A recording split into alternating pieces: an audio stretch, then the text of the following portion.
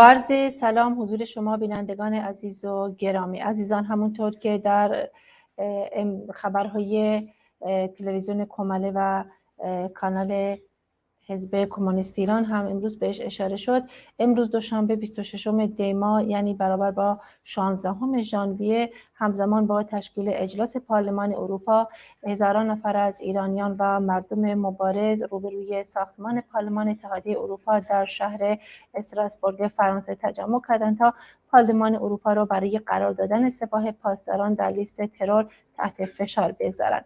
برای گفتگوی بیشتر در این مورد دعوت کردیم از رفیق ناصر طاهری، عضو کمیته مرکزی کمره. رفیق ناصر، خیلی خوش اومدی و ممنون از اینکه دعوت ما رو پذیرفتید. با تشکر. منم درود میفرستم به شما و همینطور بینندگان عزیز. رفیق ناصر، ابتدا یک مقدار از فعالیت‌های سپاه پاسداران بگید و چه در داخل ایران و چه در خارج از کشور تا من سوالات بعدی رو خدمتتون عرض کنم. بله، سپاه پاسداران دیگه در طول همین 40 اندی سالی که در طول عمر حکومت جمهوری اسلامی می‌گذره، بزرگترین قدرت نظامی، سیاسی، اقتصادی و به مرور زمان تقریبا تمام ارکان‌های قدرت رژیم جمهوری اسلامی رو به عهده گرفته. کما اینکه دیگه اسمش گذاشته شده یک حزب پادگانی و این در تمام گفتم ارکان‌های رژیم از امور اقتصادی، نظامی، سیاسی، قضایی و همه اینا دست بالا رو داره و در تمام جنبه‌های جز به جز سیستم حاکم بر ایران نقش داره و عملا دست بالا رو داره در همه امور و تمام جنایت‌هایی که تا حال به دست این رژیم انجام گرفته و همه مهره‌های سیاسی، اقتصادی، قضایی، مقننش همش یعنی ارکان اصلیش دست رهبران و فرماندهان همین دستگاه نظامی و سرکوبگر بوده و هم کماکان هم هستش.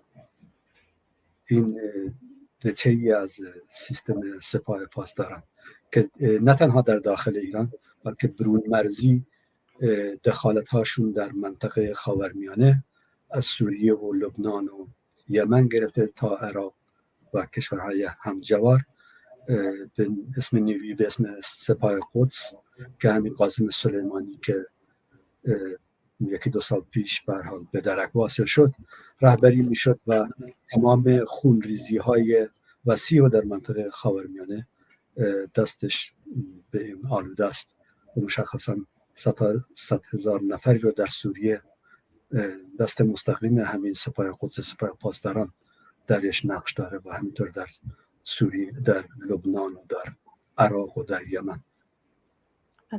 رفیق ناصر، اگه پارلمان اروپا به این نتیجه برسه که سپاه پاسداران رو در لیست سازمان‌های تروریست اتحادیه اروپا قرار بده، این تصمیم، این موضوع چه تبعاتی برای جمهوری اسلامی و خود سپاه پاسداران داره؟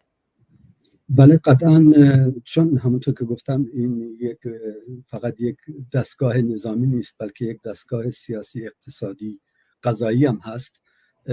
به طبع این تحریم میتونه تأثیرات مهمی رو بر فعالیت‌های اقتصادی، مشخصا اقتصادی این دستگاه بذاره و با محدودیت‌های بیشتری روبرو بشه. ولی باید دید که پارلمان اروپا به چه میزان و تا چه حدی این تحریم رو اعمال میکنه و آیا همه کشورهای عضو اتحادیه اروپا از این مسئله پیروی میکنن. به نظر من این در اثر فشار اجتماعی که انقلاب اخیر ژینا در همه ایران دامن زد، این فشار رو بر حکومت‌های اروپایی هم آورد که به نوعی تنبیه بده. هنوز تصویب نشده، قرار پنجشنبه در پارلمان تصویب بشه یا به حداقل معلوم نیست آیا تصویب میشه، قرار قطعنامه صادر بشه، ولی به نظر میاد که این قرار تصویب بشه. به هر حال شواهد نشون میده. به نظر من تأثیرات مهمی در جهت توسعه انقلاب ایران خواهد داشت، هرچند که دود اون به چشم مردم در عین حال در وضعیت فلاکتی که قرار گرفتن خواهد رفت از این طریق، ولی به هر حال وضعیت مردم ایران دیگه در حدیه که این فشارها میتونه کمک بکنه به توسعه پیدا کردن جنبش سراسری در ایران. رفیق ناصر، امروز شاهد بودیم که شمار زیادی از ایرانیان مقیم اروپا در کشورهای مختلف و شهرهای مختلف به استراسبورگ رفتن و همزمان با برگزاری اجلاس اتحادیه اروپا مقابل پارلمان تجمع کردند و خواهان قرار دادن سپاه پاسداران در لیست تروریست سازمان تروریست های اتحادیه اروپا شدند. به نظر شما این همبستگی از کجا اومد که باعث شد از سراسر اروپا مردم به این شهر بیان و مقابل پارلمان تجمع کنند؟ به نظر من این انقلاب در این برهه در ادامه خودش یه نوع منحصر به فردی بود. اینکه با جنبش بعد از مرگ دلخراش ژینا و بعد از سراسری شدن و حتی جهانی شدن شعار زن زندگی آزادی به چه تازه‌ای به این انقلاب داد و این انقلاب اینقدر گسترش پیدا کرد که تونست همه مردم ایران هم در خارج ایران به شکل متحد به میدان بیاره و در این میدان فشارهای وسیعی رو به رژیم جمهوری اسلامی وارد بکنن که به نوعی غیر اصلا سابقه نداشت، غیر منتظره بود که در این حد وسیع مردم مثلا بتونن در شرایط مختلف اروپا و آمریکا به جمع بشن و امروز اونطوری که پیش بینی میشه نزدیک بیشتر از 12,000 نفر در شهر استراسبورگ جمع شدن و خواهان تروریستی اعلام کردن سپاه پاسداران از طرف اتحادیه اروپا شدن. این اتحاد گفتم عکس العمل این مبارزه وسیع، رادیکال و انقلابیه که در سطح ایران شکل گرفت و این جنبش وسیع جوانان همونی که اسمشون به اسم دهشتادی های از زدها می نامند که به صورت شعارهای رادیکال، اجتماعی و بنیان برانداز رژیم و در عین حال آینده‌ای روشن، آزادی خواهانه و پیشرو در برابر مردم قرار داد و از این نظرم با استقبال افکار عمومی جامعه جهانی روبرو شده و هم از این طریق هم اینها فشار آورد بر رژیم‌های مطبوعشون، دستگاه‌های حاکمیت مطبوعشون تو کشورهای اروپایی و آمریکا که دست به کار بشن و حداقل به صورت قطره چکانی هم شده اقداماتی رو انجام بدن. رفیق ناصر، این تجمع بزرگ که امروز برگزار شد به نظر شما میتونه تأثیری روی تصمیم نمایندگان پارلمان اروپا داشته باشه؟ به نظر من تأثیر خواهد داشت و نه تنها در اینجا تمرکز انجام شده ولی در شهر و کشورهای مختلف دیگه کماکان همزمان این اعتراضات ادامه دارد و این دستگاه‌های حاکمه کشورهای اروپایی این صداها رو شنیدن، اینا رو دیدن، اینا میدونن که تقریبا دارن به این قناعت میرسن که این رژیم دیگه رفتنیه. اونا هم دیگه حساب کتاب دارن دیگه، میبینن که این وضعیت به اون درجه هم که میبینن رژیم در حال سقوطه و داره عقب نشینی میکنه، جنبش انقلابی به این شکل رادیکالش داره پیشروی میکنه، اینا هم به هر حال به اون درجه به این رژیم فشار خواهند آورد. کما اینکه این خواست و 100 تا از نمایندگان 700 نفری اتحادیه اروپا امضا کردن و رئیس اتحادیه اروپا هم به هر حال ازش طرفداری کرده. نمایندگان مختلفی از کشورهای اروپایی همین امروز در این تجمع سخنرانی کردن و پشتیبانی کردن از این حرکت. در این حال اینا افکار عمومی جامعه کشورهای خودشون هم بر علیه خودشون دارن که چرا اینقدر دست به عصا راه میرن، چرا اقداماتی نمیکنن، چرا تحریمشون نمیکنن، چرا سفارت‌هاشون رو نمیبندن و این داره به مرحله داره پیش میره و به نظر من به هر درجه که این جنبش انقلابی رشد پیدا بکنه، توسعه پیدا بکنه، به این درجه هم رژیم‌های دستگاه‌های حاکم کشورهای اروپایی رو بیشتر متقاعد میکنه و مجبور میکنه که اقداماتی رو انجام بدن و به نظر میاد این قطعنامه تصویب بشه و شواهد نشون میده که این به هر حال اتحادیه اروپا سپاه پاسداران رو در لیست سازمان تروریستی قرار بده. رفیق ناصر، اگه سپاه پاسداران در لیست سازمان‌های تروریستی قرار بگیره چه تأثیری بر روی اوضاع داخلی ایران میتونه بذاره، به خصوص حالا که خیزش ژینا در شهرهای مختلف ادامه داره کمابیش؟ چه تأثیری میتونه روی این خیزش داشته باشه؟ این میتونه شریان‌های اقتصادی این دستگاه سرکوب سپاه پاسداران رو به شدت محدود بکنه. امکان سوخت و ساز و سرکوب و خرید آلات نظامی و چه می‌دونم تکنیک و تکنولوژی رو برایشون محدود بکنه و اونا رو در یک مضیقه قرار بده و از این طریق امکان سرکوبگریشون رو کم بکنه و از طریق محدود کردن امکانات اقتصادی و که خیلی وسیع در جریان داره محدود کردنشون در اروپا که مشخصا بعد از اینکه آمریکا تحریمشون کرده و یکی از کانالاشون از طریق اروپاست، قطعا با مغمسه شدیدی روبرو خواهد شد و این کمک میکنه که جنبش انقلابی در ایران بیشتر توسعه پیدا بکنه. ولی باید فراموش نکرد که این از سر صدقه حکومت‌های دستگاه‌های سیستم‌های اروپایی نیست، این از سر فشار جنبش انقلابی از پایینه و این باعث شده که اینا مجبور بشن دست به کار بشن برای اینکه دیگه منافعشون رو نبازن. اونی که مشخص این دولت‌های اروپایی همش چرتکه میاندازن و حساب کتاب میکنن که ببینن در این مرحله این حرکت رو بکنن به ضررشون، منافع اقتصادیشون تو خطر میاندازه یا نمیاندازه و حالا دیگه دارن به این نتیجه میرسن که اگر ادامه بدن به این شکل حتی منافع اقتصادی اونام دچار به هر حال دست خوش میشه و از این نظر مجبورن در اثر این فشار و نه تنها فشار انقلاب تو ایران و مردم تو خارج، بلکه حالا دیگه بیشتر افکار عمومی جامعه خودشون هم داره بر علیه خودشون، مثلا تو آلمان، تو فرانسه داره بلند شده و معترضن به این دست به عصا راه رفتن دولت‌هاشون. رفیق ناصر، ادعا میشه که خیزش ژینا یا خیزش زن زندگی آزادی دچار افت شده. میخوام نظر شما رو در این مورد بپرسم. من فکر نمی کنم که دچار افت شده باشه، به این دلیل که یک انقلاب یک پروسه هستش، در این پروسه افت و خیز داره. یعنی به نظر من حتی این انقلاب حتی طولانی تر بشه بیشتر به نفع مردمه.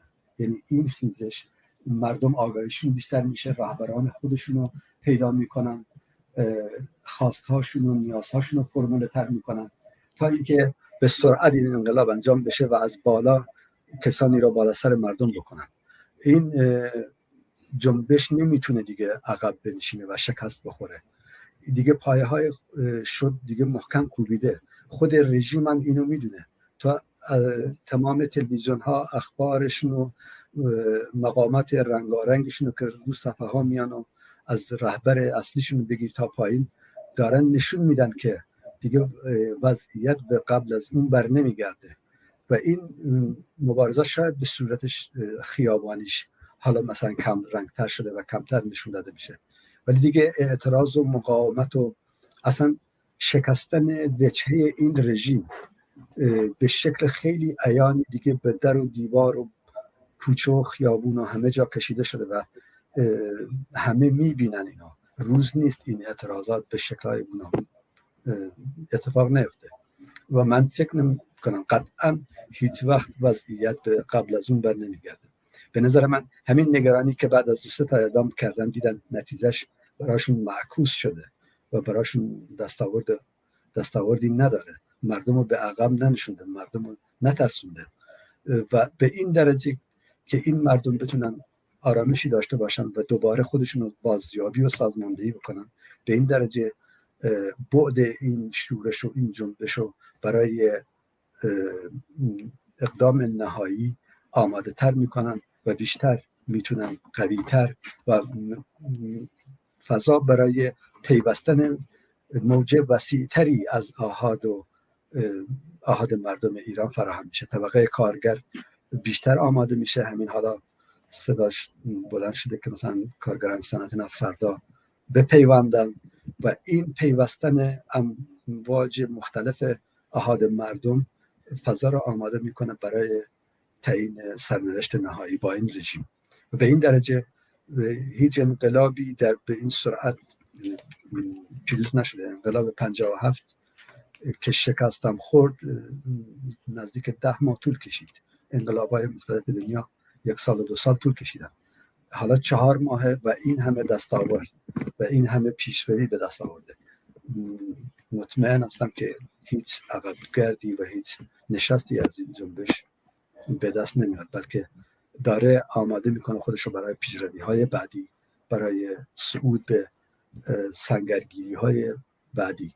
و به نظر من از این مرحله به مراحل بالاتری قدم خواهد نهاد و رژیم رو بیشتر دچار استیصال و عقب نشینی و سردرگمی و بحران خواهد کرد. اینا نشانه هاشه. بله رفیق ناصر، صحبت از پیوستن کارگران نفت به اعتصاب کردن و قرار همونطور که خودتون هم گفتید طی فراخوانی که شورای سازمانی کارگران نفت اعلام کرده قرار فردا در سراسر کشور کارگران نفت دست به اعتصاب بزنن. میخوام ضرورت پیوستن کارگران به این اعتصاب و تأثیراتش بر این خیزش رو برامون بیشتر توضیح بدید. ما می‌دونیم که شریان اقتصادی ایران در حوزه نفته، یعنی تمام این منابع و درآمد و ثروت، یعنی چون ایران یک جزو کشورهایی که اقتصاد تک محصولی داره و همینطور در قیام 57 هم شاهد بودیم با بستن شیر نفت این رژیم شاه تونست به زانو در بیاد و در نهایت سرنگون بشه. به نظر من پیوستن کارگران نفت میتونه شریان اقتصادی جامعه ایران رو دچار فلج بکنه و رژیم رو در یک وضعیت به شدت شکننده قرار بده و این خودش میتونه مقدمه‌ای بشه، جرقه‌ای بشه برای پیوستن کارگران و کارمندان و کارکنان سایر صنایع و خدمات و به شکل خیلی گسترده‌ای وسعت پیدا بکنه و تکلیف نهایی رژیم رو به هر حال تعیین بکنه. از این نظر من خوشبینم که در صورت پیوستن خب در این راه مشاکلی هم هست. یعنی تو باید تصور بکنی کارگرانی که اعتصاب بکنن باید تأمین زندگی خود و خانواده‌شون هم در نظر گرفت. از این نظر در این پروسه آماده سازی برای صندوق اعتصاب برای اینا باید آماده بشه و تمام مردم ایران چه در خارج و چه در داخل باید در فکر تهیه مایحتاج روزانه زندگی خود و خانواده‌هاشون هم باشن و این به نظر من این تجربه رو براشون بار میاره و این ابتکارات لحظه‌ای رو در محل براشون میاره که به شکل‌های ابتکاری بتونن مقدمات تأمین مالی این اعتصابات هم فراهم بکنن و اینا در خودش آموزش‌هایی رو به بار میاره که به شکل خودجوش و یا از قبل برنامه‌ریزی شده بتونن در تأمین پیروزی این اعتصاب سهیم باشن. رفیق ناصر اگه موافق باشی کلیپی که دوستان آماده کردن با هم ببینیم دوباره برمیگردیم.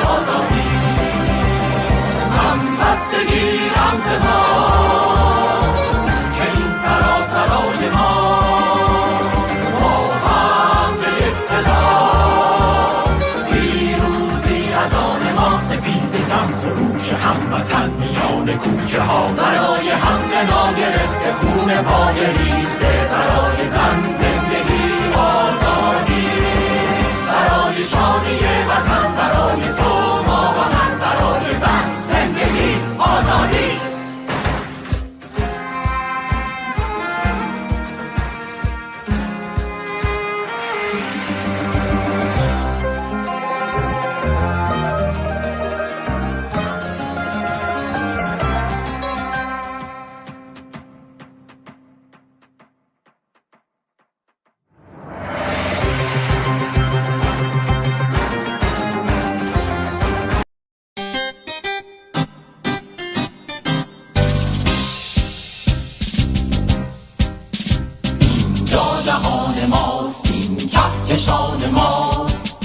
شام زرد خاک این زمین از آن ماست، در شام بی طلوع ماه از آن ماست، هر ستاره‌ای که می‌دمد به نام ماست. نقاب شب را پاره می‌کنی، شب ستم را چاره می‌کنی، که موی تو رمز صبح پیش روز، سپیده در برق تار موی تو، سپیده در برق تار موی تو. خسته‌ای از این کهنه زن، از شب ترس و بندگی، دیگری خاموشی بس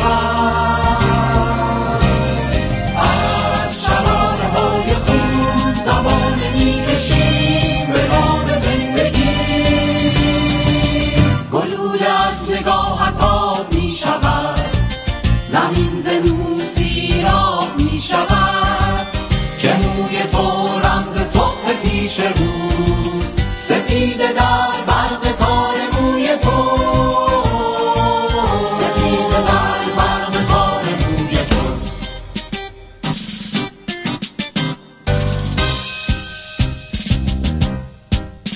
این تن از آن ماست، جان از آن ماست، ایران و انتخاب این و آن از آن ماست. از کاممان گذشت گرد بی غرور، سینه را سپر کنیم که حق از آن ماست. هراسشان ز تاب موی توست که شعله رهاییست، به موی تو به اتحادمان فرو ریزد این سیاه.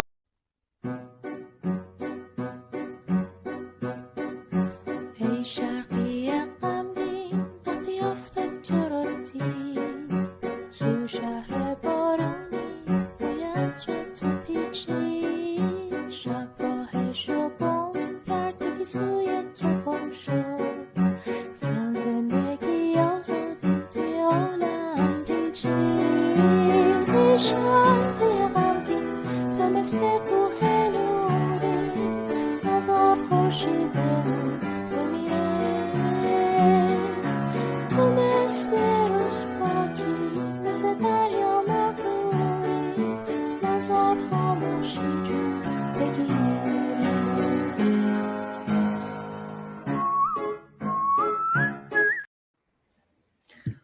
بله عزیزان، با سلام مجدد حضور مهمان عزیز برنامه رفیق ناصر طاهری. رفیق ناصر، مسئله حاکمیت از ابتدای خیزش تا کنون خیلی جدیه. مسئله حاکمیت بعد از جمهوری اسلامی، میخوام بیشتر در این مورد توضیح بدید، نظر خودتون رو در این مورد بگید. بله، مسئله حاکمیت مسئله اساسیه. یعنی تا حال یعنی شاید به این مرحله نرسیده، بیشتر یک عصیانیه از همه این فشارها و خطابانی که رژیم بر این مردم حاکم کرده و این عصیان در مقابل این وضعیت شعله‌ور شد و گسترش پیدا کرد. شعارها و محتوای شعارهاش هم شعارهای رادیکال، برانداز و پیشروی بود که همونطور که گفتیم در شعار زن زندگی آزادی خودش رو خلاصه کرد. ولی هنوز بحث آلترناتیو و بحث جانشینی به موضوع حاد و اساسی این جنبش تبدیل نشده. کما اینکه گرایش‌های مختلف دارند آلترناتیو سازی میکنن، یه تقلاهایی رو دارن میکنن، یه سری از گرایش‌های جناح‌های راست دارن به نوعی نزدیکی هرچند خام و هرچند نپخته دارن آزمایش میکنن، ولی به نظر نمیاد، چون این جنبش در عمق خودش یک جنبش رادیکال و تغییر دهنده هستش. از این نظر این جناح راست هم نمیتونه جوابگوی این نیازها باشه، به نظر نمیاد که بتونه به عنوان یه آلترناتیو مطرح بشه. جناح راستی که داره خودشون میخواد به نوعی جمع جور بکنه، بیشتر چشمش به قدرت‌های غربیه که به نوعی که کمایی که در کشورهای مختلف اتفاق افتاد، بعد از پیروزی این انقلاب برن سر بالای مردم بذارن و اونا رو به عنوان رهبران مردم غالب بکنن. ولی خود به نظر من حکومت‌های منطقه‌ای و حکومت‌های جهانی هم متوجه این مسئله شدن که این جنبش رادیکال‌تر از اینه که بشه به همین سادگی این نیروها رو بهشون غالب کرد و در این یه خلایی رو به وجود آورده، یه خلای رهبری. در این حال مردم در داخل خودشون با ابتکارات خیلی متحیرانگیزی رهبران محلی خودشون و شکل مبارزاتشون رو در همون جا بدون حتی اینکه از قبل براش برنامه ریزی بکنن، با این ابتکارات تونستن شیوه های جدید از مبارزات رو به میدان بیارن و در عین رادیکال بودن شعارها دیگه فضا را برای این جناح راست کم کرده.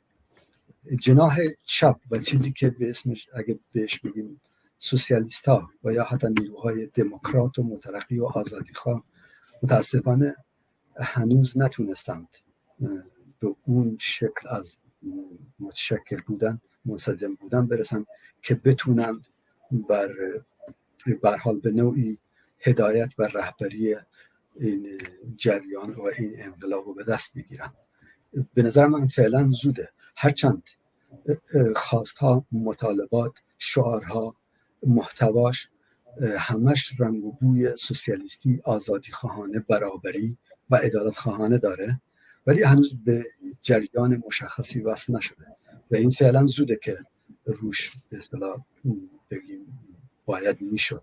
درسته که باید میشد، ولی به نظر من این جنبش در عمق خودش، در گسترش پیدا کردن خودش، رهبران و کاریزماهای سیاسی و عملی خودش رو بیشتر به میدان میاره و میتونه این در تکامل خودش به وصل شدن به رهبری یک جنبش رادیکال، اگه نیروهای سوسیالیست و رادیکال بتونن جواب این نیازها رو بدن و بتونن در پیوند عمیق با این جنبش ها قرار بگیرن، بدون شک میتونه در حد اقلش در فردای سرنگونی یک سیستم دموکراتیک عدالتخواه، برابری طلب که خواستهای پایه‌ای مردم از نظر آزادی بیان، حقوق مشروع مردم، لغو حکم اعدام و همه اینا را با خودش به دنبال داشته باشه و در این مسیر به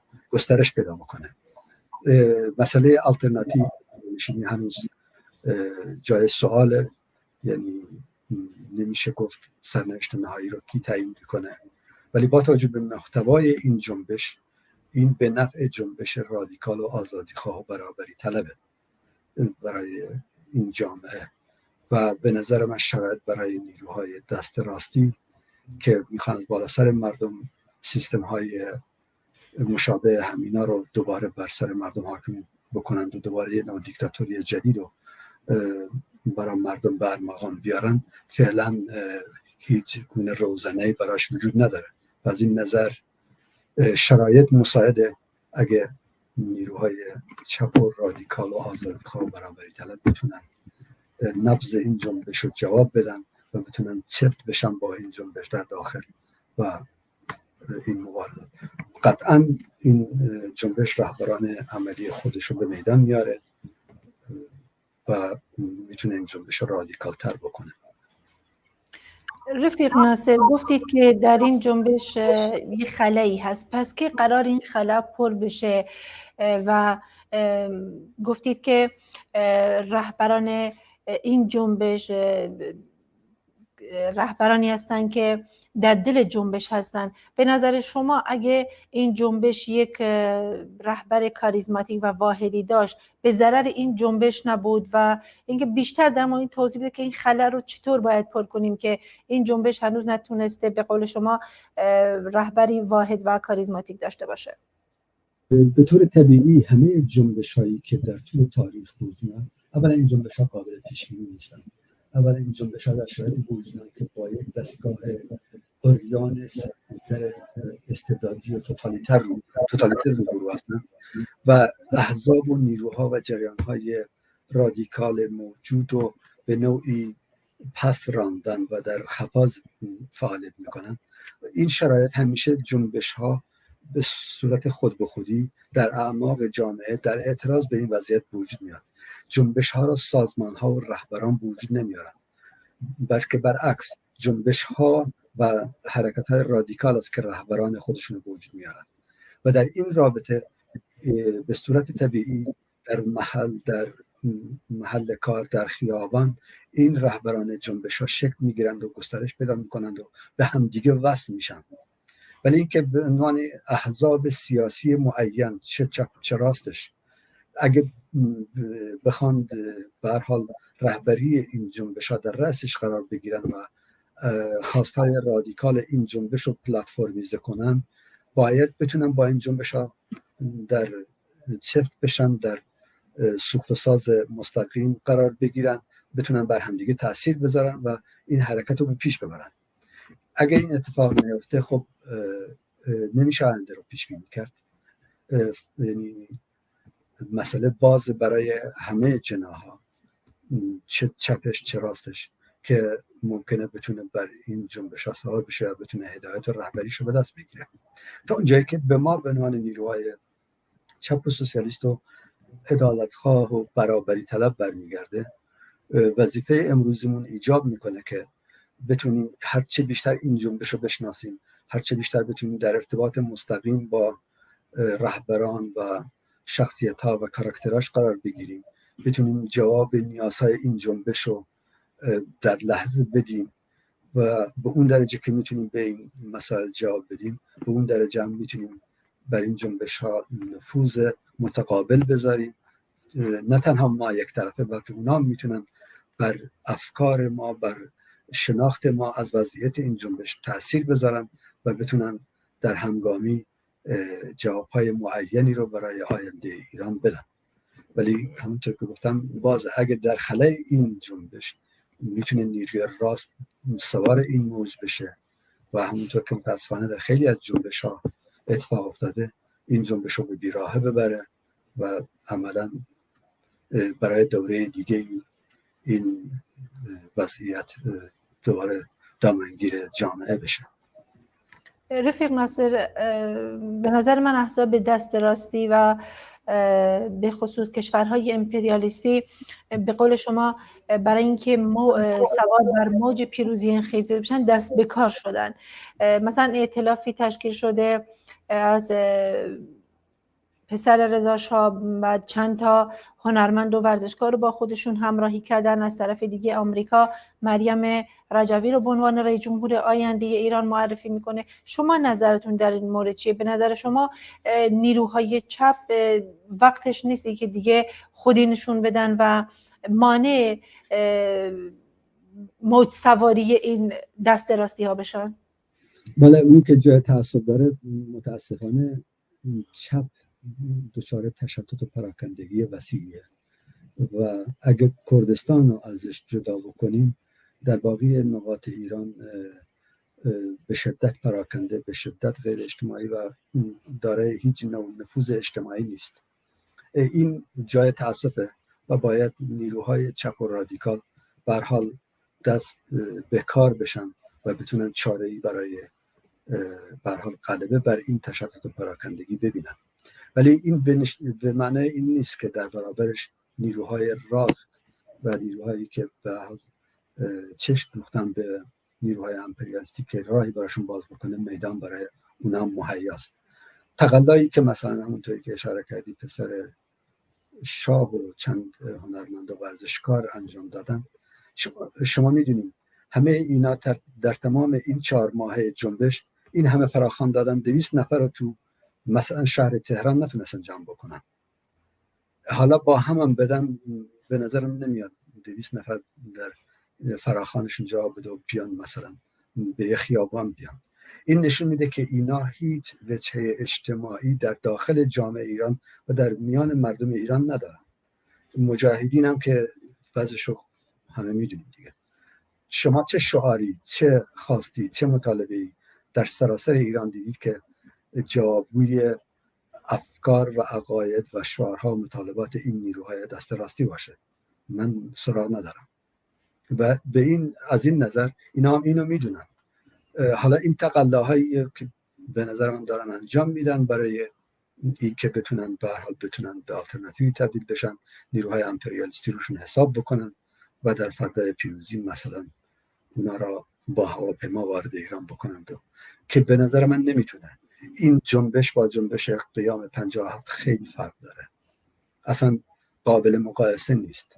نمیشه به شکل سال 57 مردم رو به همین شکل با هواپیما از پاریس یک جانوری رو بفرستن ایران و بر مردم حاکمش بکنن. وضعیت انقلاب ایران به نظر من این اجازه رو نمیده، مگه اینکه اتفاقات غیر قابل پیش بینی بیفته که از قدرت من و شما خارج باشه و اینا بتونن موج سواری بکنن. ولی تا اونجایی که به نظر میاد این نوع ائتلاف ها و این نوع نزدیکی ها نه تنها هیچ تأثیری به نظر من در افکار عمومی در جامعه ایران نداشته و به نظرم نمیاد که بتونن داشته باشه. آخه خیلی غیر منطقیه مثلا پسر یه شاهی که سرنگون شده در کجای تاریخ اتفاق افتاده که دوباره بیاد بعد از یک سیستم دیگه دوباره بیاد بر مردم جامعه ایران حاکم بشه؟ یعنی مردم اینقدر یعنی به عقب گردی قبل از سال 57 هم دچار میشن. این مردم میدونید شعارشون زن زندگی آزادیه، مگه میشه اینا رو به قبل از قیام 57 برگردون و بگن شاه بیاد برامون حاکمیت بکنه؟ شعار هم میدونید همین امروز در شهر سنندج شعار نه رهبری نه سلطنت نه رهبری، دموکراسی برابری، این چیزیه که داره به شدت گسترش پیدا میکنه. من به نظر من نگران این نیستم، حداقل اینا نمیتونن نیروی آلترناتیو حکومت‌های امپریالیستی برای جانشینی حکومت اسلامی بشن، حداقل در این شرایط. رفیق ناصر، همونطور که خود شما هم گفتی نظر منم همینه که غیر ممکنه که کسی که تجربه هم حکومت شاهنشاهی رو داشته باشه هم حکومت مذهبی رو داشته باشه بخواد به عقب برگرده.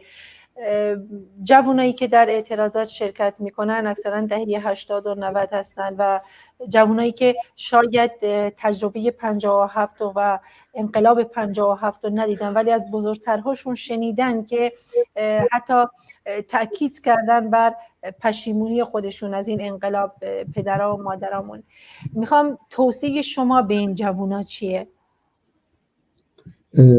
والا من در این حد خودمون نمیدونم که به جوانان توصیه داشته باشم، ولی اینطوری که به نظرم میرسه میدونی این نسل جدید در یک دنیای جدیدی داره زندگی میکنه، نسل انقلابات اینفورماتیک، نسل انقلابات الکترونیک، مردمی که در قیام 57 روز بعد میبایست از طریق یه روزنامه‌ای که به شهرشون رسیده از موضوع خبردار بشن، در آن واحد در لحظه ثانیه از همه رویدادها و مسائل جهان و هر چی در هر نقطه‌ای میگذره از طریق فیلم و مستند و اینا آگاهی دارن. یعنی تو یک دهه 80 رو از نظر دانشی و اطلاعات عمومی که در سطح جهان داره اصلا نمیشه مقایسه کرد با انقلابی خیلی کارکشته سال 57 از نظر اطلاعات، از نظر دانش، از نظر خواستار، از نظر حقوقش، از نظر اینکه چه حقی داره، چه چیزی رو باید مطالبه کنه. نمیشه این نسل رو برگردون به مثلا دوران قبل از 57 و مثلا یک رژیم‌های به این شکلی رو بهش حاکم کرد. این نسل تحولات جامعه مدرن امروز رو از من و شما بهتر میدونه، از تحولات اجتماعی، برابری طلبی، برابری زن و مرد، کل مسائلی که جامعه بشری حالا باهاش درگیر و روبرویه، اینا بیشتر از من و تو از این در این سن کم از این مسائل اطلاع دارن و قطعا اینا از این مسائل عقب نمی نشینن. از حق زندگیشون، از حق زندگی کردن، از حق اینکه بخوان چطوری زندگی بکنن، چطوری شاد باشن، نمیشه اینا رو برگردون به اون در دل همین خفقان جمهوری اسلامی اینا شکل گرفته به شکل‌های مخفی زیرزمینی، بالای پشت بام، و از موزیک گرفته، از هنر گرفته، از شادی گرفته، از مسائل و فیلم و موسیقی و دانش. و تو مثلا یک دهه 80 دانشش از چه میدونم فوق لیسانس دوره سال 57 بیشتره. نمیشه اینا رو به این شکل برد. و به همین دلیل من فکر میکنم همونطوری که بهشون ده زدی ها میگن و این نسل جوان میگن، دیگه پسر جوان دهه 80 رو نمیشه همینطوری گفت تو باید از خواهرت مواظبت بکنی و نذاری بره بیرون و مواظب مثلا حجابش باشی. بهت میخنده، اصلا میگه ما چی میدونم در مال شخص دوران عصر حجرم، یعنی اگه این حرفا رو بهش بدن. یعنی تو با این جوان، با این آگاهی، با این دانش نمیشه به همین سادگی عقبش برونی. و این به نظر من یک مژده و یک نشاطی رو برای این جنبش به وجود آورده. دیگه مثلا حالا تو در نظر بگیر این یک انقلاب زنانه است. تو تاریخ اتفاق نیفتاده که یک انقلابی رو زنان رهبری بکنن. اینا میگن تو تاریخ اتفاق نیفتاده. خیلی از اندیشمندان و صاحب نظران اینو بعد از انقلاب کبیر فرانسه به عنوان اولین انقلاب منحصر به فرد مینامند. مگه میشه مردم رو با مثلا چیزی مثل پسر شاه بیایید سرشو شیره به مالی و به وضعیت قبلی برگردونیم؟ قطعا این اتفاق نخواهد افتاد به نظر من. رفیق ناصر، شما به عنوان یک فرد چپ، به عنوان یک فرد کمونیست، اگه در مقابل شما یه نوجوان دهه 80 قرار بگیره و شما بپرسه که در فردای سرنگونی جمهوری اسلامی اگه حاکمیت کمونیستی سر کار باشه، شما از این جامعه، از این چه ترسیمی خواهید داشت در مورد این جامعه برای این نوجوان دهه 80؟ بله، قطعا منم مثل یک کمونیست در طول پروسه تاریخ تغییر کردم و منم آپدیت شدم. یعنی منم اینطوری نیست که به نظر خودم به شکل کمونیست کلاسیک، و در این حال میدونیم که چه به صورت جعلی و چه به طور واقعی این بلایایی را که کمونیسمی که کلاسیکاً تو جامعه حاکم بود بر سر اون مردم آورده و اینو به اسم کمونیسم به جامعه بشری در خودش دادن، این تأثیرات مخربش رو گذاشته روی نسل جدید و امروز حتی در این نسل دهه 80 اینا اگه مثلا روش کمونیست صحبت میکنی فوراً چین و کره شمالی و شوروی سابق و کوبا رو نشونت میدن.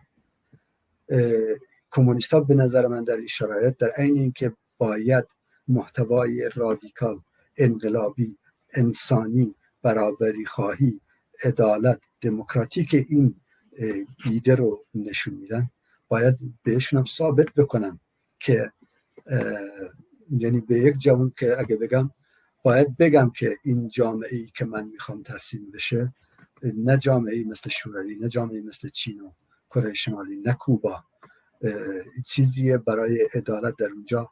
آزادیت لغو نمیشه، اعدام نمیشه برای عقایدت منکوب نمیشه، از خوشی و شادی هایی که نعمت بشری و جامعه بشری امروز بهش رسیده ازت سلب نمیشه، بلکه فضا برات آماده میشه که بیشتر بتونی توش رشد بکنی، توش تمام ایدهاتو گسترش پیدا بکنی، به علم و دانش گسترش بدی، به برابری انسان گسترش بدی، به این در این فکر باشی که کولبر رو نمیدونم آشغال جمع کن نباشه، مردم از گرسنگی نمیرن، آلودگی محیط زیست داغون نشه. اینا رو باید بهشون نشون بدی، نه در شعار بلکه در عمل هم نشون بدی. و این چیزیه که مردم تو خیابون میگن. یعنی به نظر من این شعارها، این خواستایی که تو خیابون داره مطرح میشه، شعارهای سوسیالیستیه، شعارهای آزادیخواه و رهایی بخشه و در ضدیت با ایده ما قرار نداره، بلکه ما باید این ایده رو بتونیم زمینیش کنیم و بشه که در شعار هرچه وسیع‌تر و رادیکال‌تر و در سطح کل جامعه. ممنون از شما رفیق ناصر عزیز. من دیگه سوالی ندارم. شما اگه میخوای چیزی به حرفاتون اضافه کنید، توصیه، نکته یا هر چیزی بفرمایید. ممنون از وقتی که شما در اختیارم گذاشتین. من فکر کنم دیگه چیز بیشتری ندارم اضافه کنم. اونایی که به نظرم رسید و مطرح کردم و امیدوارم که این جنبش هرچه وسیع‌تر پیشرفت بکنه و بتونه آحاد وسیع‌تر کارگران، کارکنان، کارمندان و همه آحاد جامعه رو به خودش جذب کنه و رشد پیدا بکنه، بتونه رهبران واقعی خودشو به جامعه تحویل بده. خیلی ممنون از شما. خیلی ممنون از شما رفیق ناصر عزیز. وقت خوبی داشته باشید. بله عزیزان، خواست واقعی اکثریت قاطع مردم ایران دستگیری و محاکمه همه سران و فرماندهان جنایتکار نیروی تروریستی، یعنی نیروی سپاه پاسداران. مردم شریف و آزاده در ایران، منطقه و جهان به حق خواهان اونن که تمام ظرفیت‌ها و امکانات جامعه جهانی برای اعمال محدودیت‌های واقعی و مؤثر بر علیه این جریان مافیایی به کار گرفته بشه. دیر نیست روزی که فرماندهان و مسئولین این جریان تروریستی و انسانکش در دادگاه‌های علنی باید پاسخگوی جنایات و غارت‌های خودشون باشن. عزیزان بیننده، من در اینجا از حضورتون مرخص میشم. با دیدن یک کلیپ از شما از حضورتون مرخص میشم. بدرود.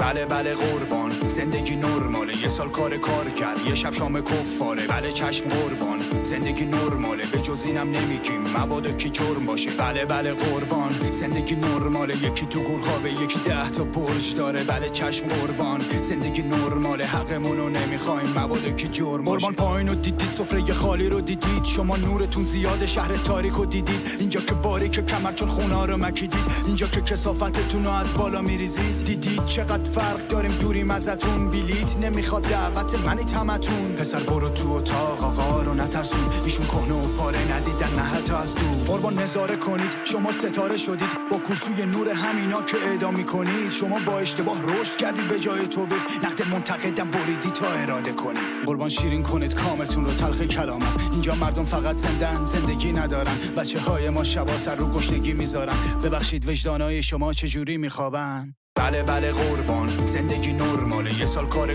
کرد، یه شب شام کفاره. بله چشم قربان، زندگی نرماله، به جز اینم نمیگیم مبادا کی جرم باشه. بله بله قربان، زندگی نرماله، یکی تو گور خوابه، یکی 10 تا برج داره. بله چشم قربان، زندگی نرماله، حقمونو نمیخوایم مبادا کی جرم باشه. کل دنیا از مردمش حمایت میکرد، دولت ما مسئول نبود شکایت میکرد، به معترضا برچسب اغتشاشگر میزد، به زندان کفایت میکرد نه جنایت میکرد. بیشک ما رکورد زدیم، ما تنها کشوریم که واکسنش فرق داشت، مرفه و فقیر. تو عصر علم زن و واسه زیباییش میزنیم، با ون پلیس میدوزیم ناکجا میبریم. سبد خرید خالی تو سفره نفتم نداریم، دنیا تو مریخ و ما تو یه قهقراییم. مرده هایی که باید تو فکر مرگم نباشیم، چون حتی پول سنگ قبل و کفن و دفنم نداریم. من آژیر خطر رو زدم تا گوشا بسوزه، گرسنه هایی داریم که فرصتشون یه روزه. اون لبه مرگ و بوسیده کجاست کی میدونه، لااقل یکی بره براش لالایی بخونه.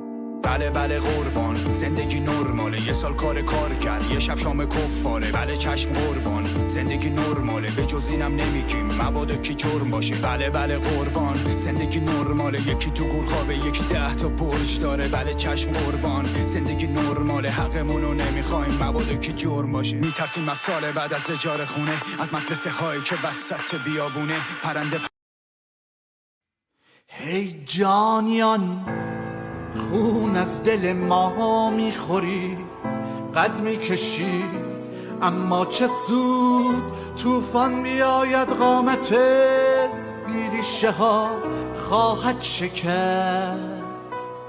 با خون فرزند خودم در کوچه ها خواهم نوشت، دستی اگر بر ما زنید دست شما خواهد شکست.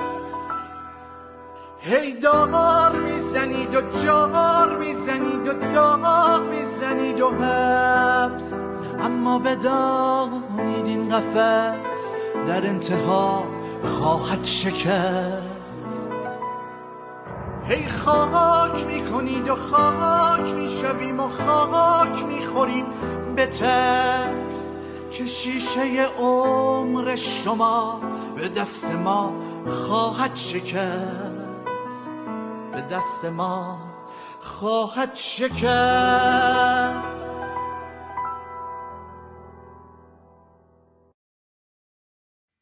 هی جانیان خون از دل ما میخوری، قد میکشی اما چه سود.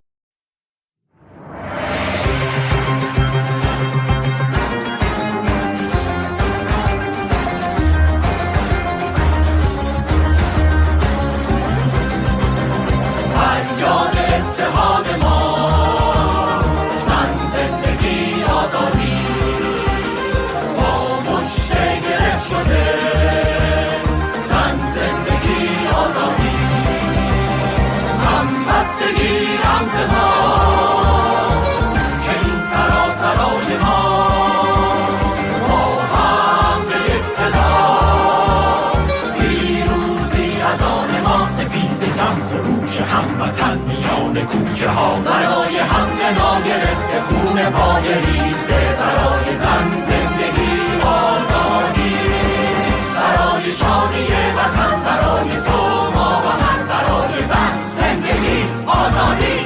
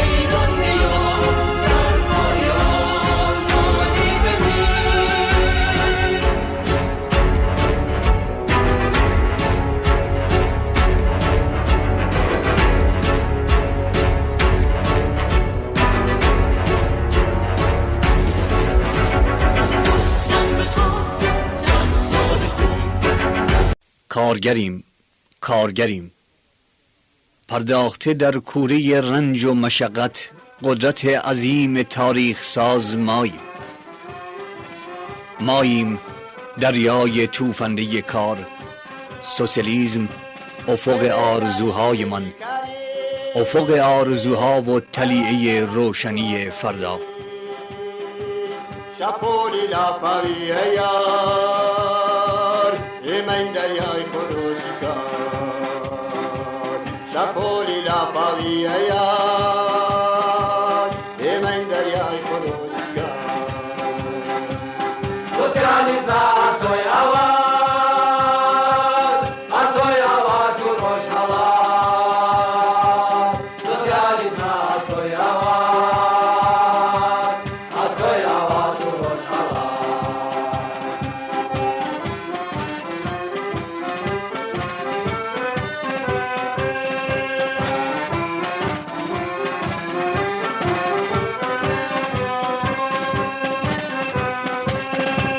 شرطی روزگار سورنین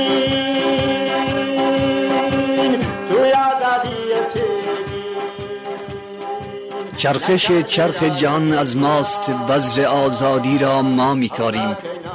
نه فقط اینجا در همه جهان برمی افرازیم پرچم انقلاب من را.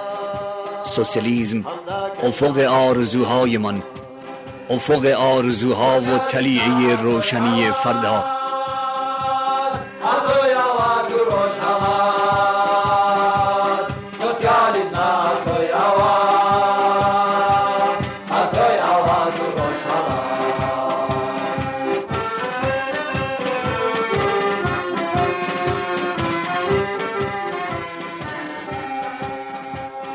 نوید می دهیم، نوید سرخ، در تمامی کارگاه های دور و نزدیک آتش خود را برافروزیم، ریشه ظلم و بیداد را برکنیم، خورشید دربند را رها کنیم.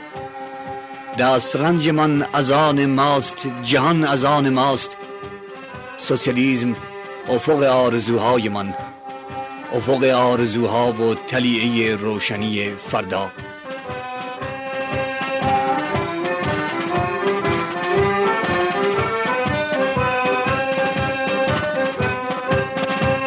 Bale na dain bale ni sur Lagesh kargay ni zikur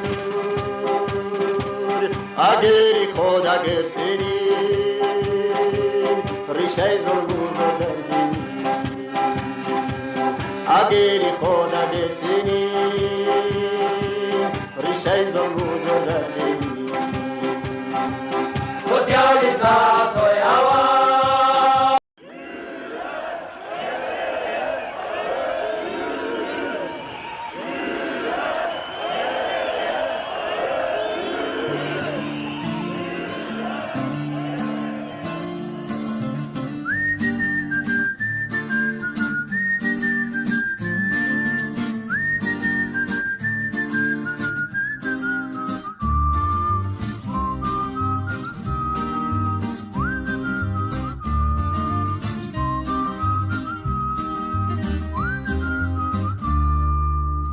Büyüktür halkın elleri, sımsıcak elleri.